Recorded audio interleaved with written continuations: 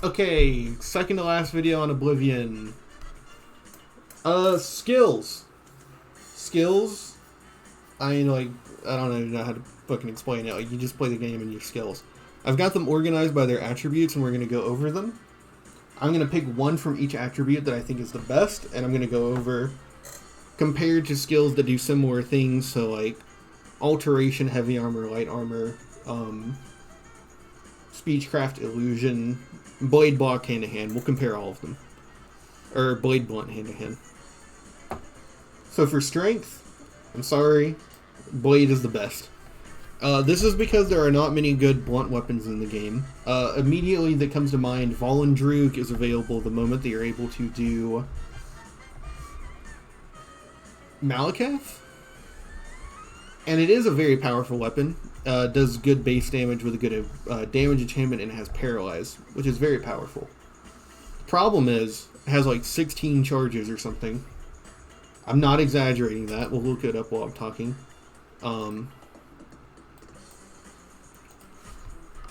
But not only that, that's one of the only weapons that you get for blunt, really. You get Nerve Shatter in the Shivering Isles, but that's very late into the... Uses 16. Yeah. It's not very consistent. You get Nerve Shatter in the Shivering Isles, but it's kind of not that strong enchantment-wise. It's very late into the DLC. And then, what else do you have? You have Caliban's Grim Retort, which is kind of nice early on, but it levels out caps quicker. The real best weapon you have is a unique mace that spawns when you do Order of the Virtuous Blood, and you go to Memorial Cave to chase down Saradur. That's basically your mace version of Chillrend, but you've got one. And just compared to, like, having Chillrend and, like, Pelennor White Strike Sword and Goldbrand and Umbra, which is weightless, and the Ebony Blade early on, and Debaser early on, Redwater Blade early on. You've got way too many like good blades that I think it's detrimental to pick blunt instead. But obviously, you do you. I do still think it is like better than hand to hand. I'm sorry, bruh. Hand to hand's really bad. Hand to hand is fun, but it's not very good. You basically can't do anything once your opponents start getting good armor. You don't do enough damage. Hand-to-hand is only useful if you plan on using Disintegrate Armor on touch, right?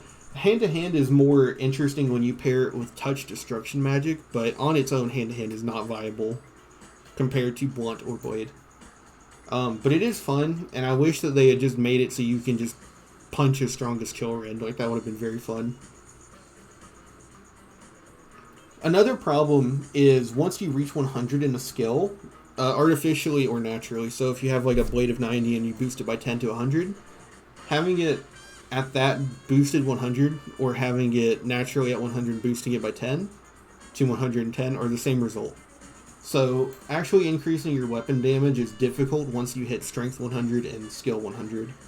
The only way to do it any further than that is to get your armor up and go to 125 condition. Gives you a little bit of bonus damage. But for the most part, hand-to-hand is just not good. And you can never repair your fists, so you're never getting that little bit of bonus damage either. I don't think it's worth it to do hand-to-hand. Destruction Magic is also another combat skill. And I guess it's definitely not the pick for Willpower. I do think that Destruction Magic, if you invest heavily into it, is better than Blades, but that might just be more of a product of like magic in general being broken in Oblivion and not Destruction itself.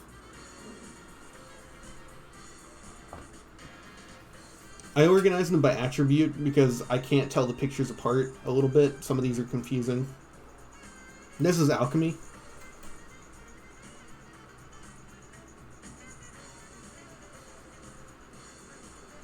I think Alchemy is good for about any build, whereas Blunt's really just good for like if you want to play that. Alchemy's biggest use is for efficient leveling if you're not using a mod. One of the easiest skills in the game to grind and control. Very passive. Even if you don't want to carry around a mortar and pestle, which is like 1 pound, but whatever, even if you don't want to do that, just eat all your ingredients and you just gain slight alchemy skill.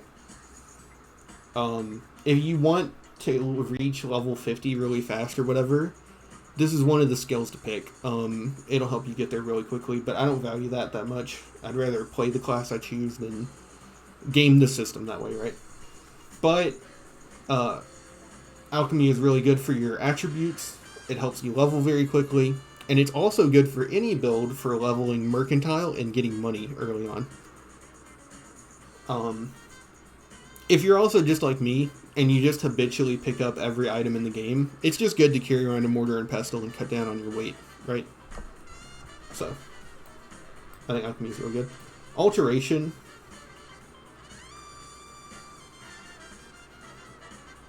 I think Alteration is really good. But I don't think it's the best out of the 3 for intelligence, because it's kind of useless the moment you get an altar that allows you to enchant items. Whether that be through the Arcane University or Frostcracked Spire. Essentially, Alteration is good before you enchant items because of the fact that it gives you access to Protect and Shield. But you can apply the shield effect to any item at any level for 10% if you have a Grand Soul Gem. So, if you get... Like, early on you're going to wear armor, right? So if you just get a set of leather armor and shield it by 10% each piece, a full set of leather armor hits 60-something armor, which is like, that's comparable to like what a lot of late game builds will hit. So Alteration just kind of gets outclassed too quickly. Alteration does have Open Lock, which is a very cool spell, but it's unnecessary because of Skeleton Key. But Alteration does have Water Breathing and Walking. Water Breathing is on items, especially the Jewel of the Romare, which is very light and can be carried around for when you need to. And Water Walking is superfluous. It's just fun. But what this means is that everything about Alteration is really powerful early on, but it's useless later on, right? I would put it in A because of that. Just falls off too hard. But it's like, if you want to be a purist and you don't want to like enchant because it breaks the game, Alteration is very useful and very good. Conjuration, I think, is going to be the pick. You have to know which summons are actually useful. All the tiers of skeletons from when you can cast them are going to be very useful. The Flame and Frost Atronachs are useful when you can cast them, and then obviously the Daedra are always really strong summons. As long as it's an actual Jermora, and not like a Daedra Spider or a Daedroth.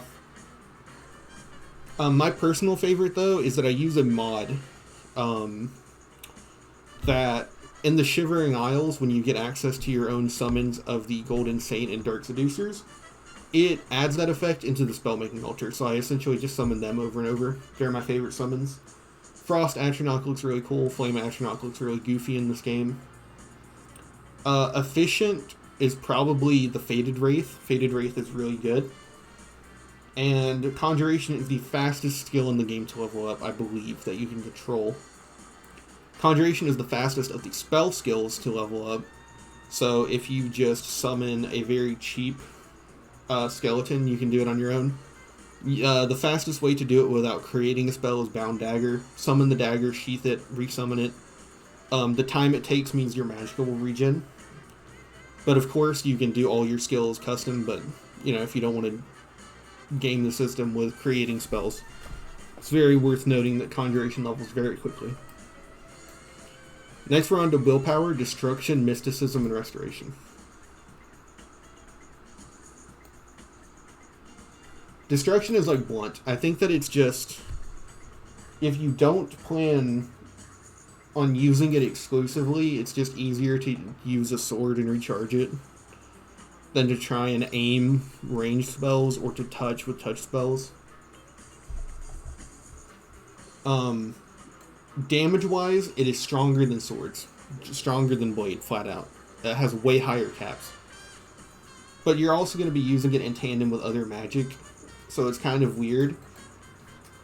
The best way to get your max efficiency with spells is to not wear armor, which means that you're going to be using Alteration for protection. It's kind of weird, but it is like definitively stronger than Blade, and I think you can actually use it in tandem with Blade too, if you want to be one of those people that has Chill Rend out but keeps shooting Force Lightning at people, you know?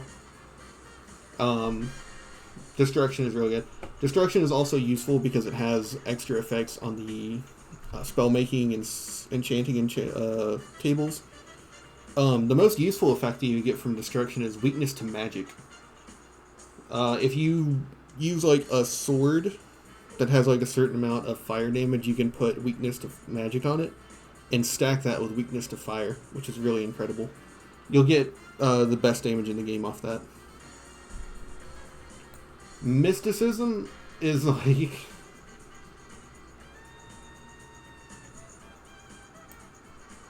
Man, what is mysticism?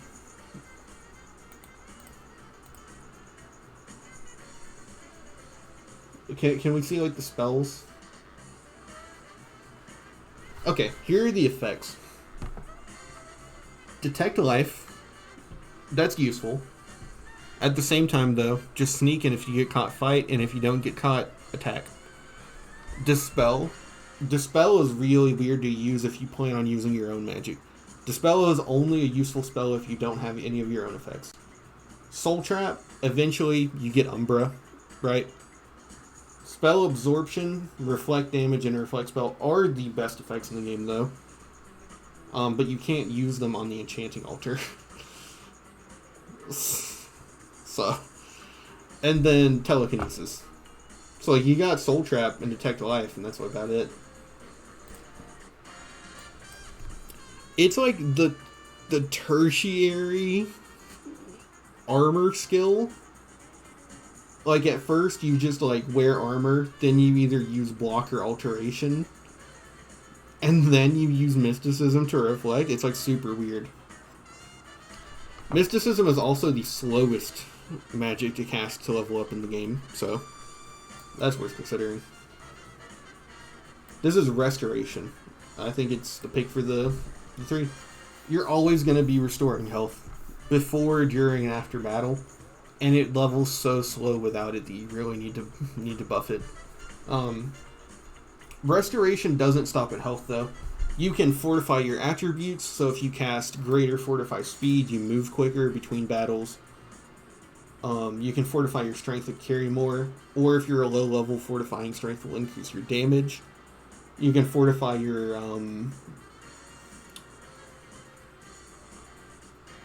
I think that's about it.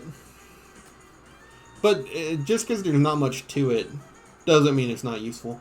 I also believe in this game you can use Restoration to absorb health from your target, which is like insanely cool. It caps out in damage, and it's not cost efficient, but it's very interesting and fun to use early to mid game. And the effects you can get on the spellmaking and enchanting altars because of Restoration are nuts. Absorb health, and then weakness to magic is like the strongest weapon you can make in the game. Next, we're on to Agility. Marksman is just god-awful. Now, this might just be me, but because I play on controller on the Steam version, you have to use the mouse to move the bow. So it creates this weird dissonance where anytime I try to go to a combat scenario and use a bow, I have to stop the natural movement and then set up archery. Maybe that's like feels good to people, but I'm a controller person, right? Marksman is painfully slow to level. Like, considering that most people use Marksman as like to start the battle with a sneak attack, you're not getting many shots off, so it's not going to level naturally. And eventually it's just going to be worthless and you have to abandon it unless you power focus it. And then it's like, okay. You get quite the amount of effects on arrows just from archer enemies that you'll start killing at mid to high levels, but before then it's just damage, and it's really slow. Painfully slow. And honestly, if you want to use ranged attacks and you want to have to try and time and all that, you should be using Destruction. Destruction outclasses hand-to-hand for close quarters and Marksman for range. And Blunt for close quarters, I guess. Security is literally useless. Do not ever invest into security. The skeleton key lets you auto-attempt permanently. That's all I can say. So, duh. Sneak is the best. Even if you don't plan on using it, Sneak is very easy to control and level. And sneak attack bonus with weapons. I believe if it's a one-handed weapon, you get a 6-time bonus. Bows get a 3-time bonus. Two-handed weapons get no bonus. Spells are unaffected. But stealth in combination with certain forms of magic are just insane. Like, we're going to get to illusion, but like, if you just sneak up on someone and paralyze them, you can just wail on them. You can start any combat encounter with that. And in the mid-game, not the late game, but the mid-game, you'll have your combat attributes like maxed out, like Strength 100, Blade 100, and you'll be able to sneak attack someone and just one-shot them, and just not even have to fight them. Really powerful. You basically have to have a sneak of like at least 50 to do most of the Thieves Guild and Dark Brotherhood quests the way they intend you to, if that's something that you care about. Next up is speed, and we're going to talk about athletics, acrobatics, and light armor.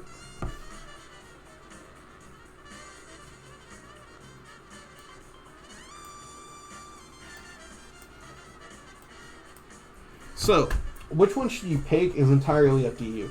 There's valid reasons for all of them. Light armor is much better than heavy armor early on, and they both hit the cap. Acrobatics is my preferred one because I like having fun jumping around. I literally love going whenever you need to go somewhere if you're at the top of a mountain to just jump down. It's like super fun. And I love that you can eventually just like standing long jump ginormous gaps. Like, that's just incredibly fun to me. Athletics, the bonuses you get for leveling up are pitiful. They're terrible. But it makes you move faster. And it's really slow to level up. So tagging it is really smart so that it levels up naturally faster. Athletics is like impossible to control for leveling though. Because if you choose athletics, you're just naturally going to progressively level up. That's probably why they made it level up so slow, but spoilers, if you do not swim or take training, it will take 90 hours to max your athletics of consecutive running. I personally go for light armor just to have a nice buff to damage resistance early in the game, and then for spell efficiency I switch to enchanted clothing. Enchanted clothing with shield is better than light armor, but if you want to wear things to buff your magicka, you might want to wear light armor for some damage resistance. So, for instance, unenchanted light armor, or light armor that's enchanted with something other than shield, and then plus Aegis will give you almost near the damage resist cap. So, light armor to me is the best.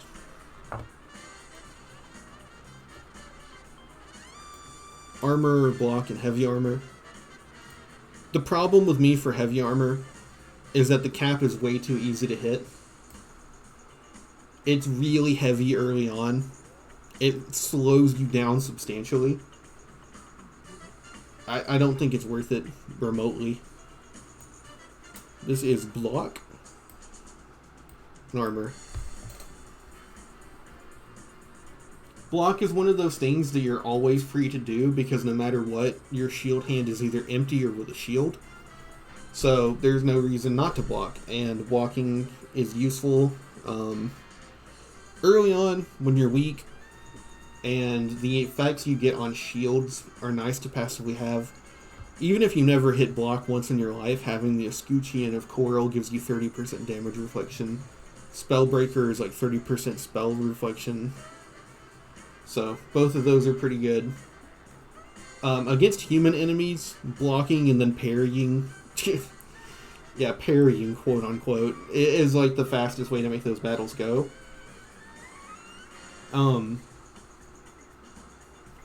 It's not bad. It's just like the function of block as a skill is to speed up certain battles, but those battles should be cheesed in other ways, I feel. So it's kind of like mysticism, where it's like a tertiary option. Yeah, it's not very good. Plus it levels up painfully slowly. So we're down to personality. Let's not dawdle on it. Personality is bad. Illusion is very powerful. Invisibility spells, chameleon spells, charm, paralyze, and command are all very powerful. Mercantile is really slow. I believe it takes like 100,000 inputs to do it.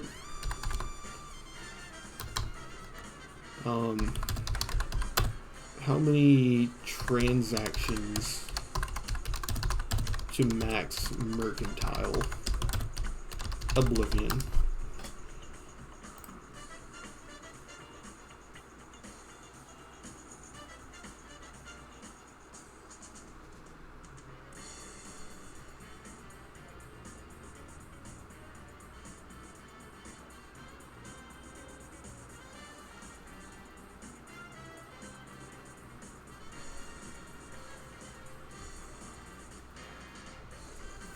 Where does it say?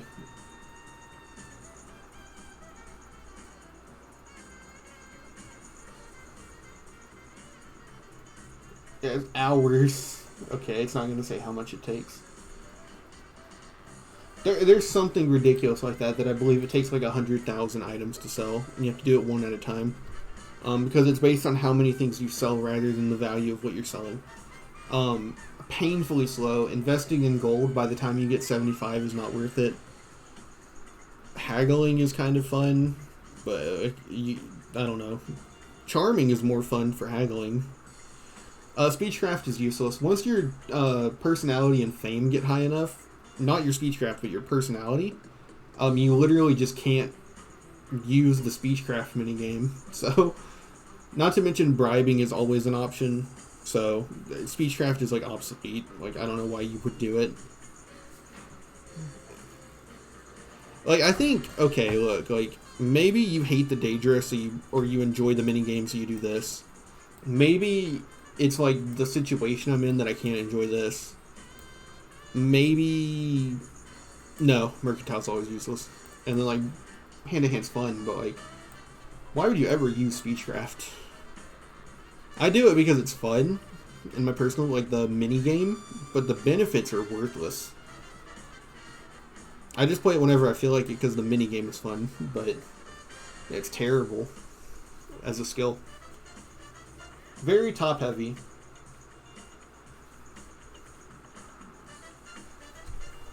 I think it's because Oblivion is one of those games where it's very easy to do everything, but it has a very heavy focus on magic. The spell-making system is just insanely broken. If you value using custom spells, you're just going to break the game. So honestly, if you allow spell making, you can bypass like efficient leveling and like class creation and just do whatever you feel like, which is kind of nice. It's kind of nice to have that little safety net in case you like make a 0 endurance character that later on you can just break the game however you want. But yeah, blunt, heavy armor barbarians that block and use mysticism are pretty bad. And stealthy assassins who use the arts to hide themselves are really good. I think maybe Alchemy needs to go from aid to somewhere else. But honestly, it's just nice for money. Speeds up money. No, I think it's fine in A. They're not ordered within the tiers, I don't think. Should I order them within the tiers?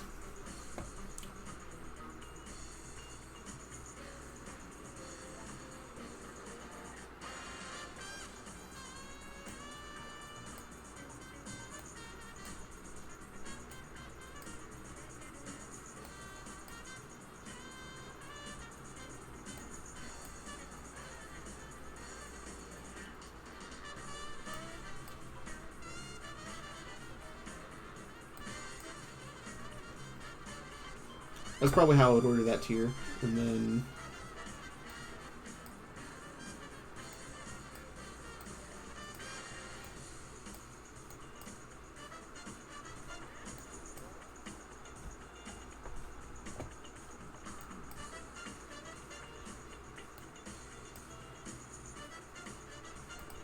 there you go. There's my definitive Oblivion tier list ranking video. Skills. Buzzwords. 25 minutes? I stream on Twitch. This Nick is a neat. I upload the VODs on the VOD channel. We've done like 60 episodes of Oblivion or something. We get like 100 hours on it. Super fun. Way better than I remember. At least with mods. So, but yeah. And I tweet when I go live on Twitter. This Nick is a neat. Bye. Bye-bye.